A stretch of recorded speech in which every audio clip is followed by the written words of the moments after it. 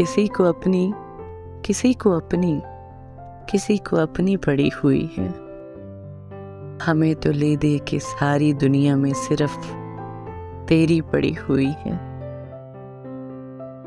हम अपने बारे में सब सवालात और लोगों से पूछते हैं। हमारे हाथों से जिंदगी की किताब ऊंची पड़ी हुई है।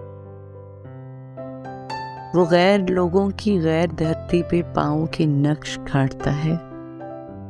इधर हमारे जनाब की रेत अब भी सोनी पड़ी हुई है।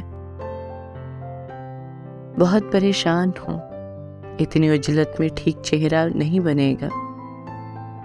मैं खुद को तरतीब दे रहा हूँ और उसको जल्दी पड़ी हुई है। ये उसकी मर्जी है, जिसको देखे मगर मसावात से तो देखे।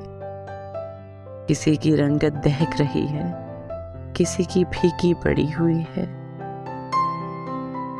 हमें तो ले दे के सारी दुनिया में सिर्फ तेरी पड़ी हुई है।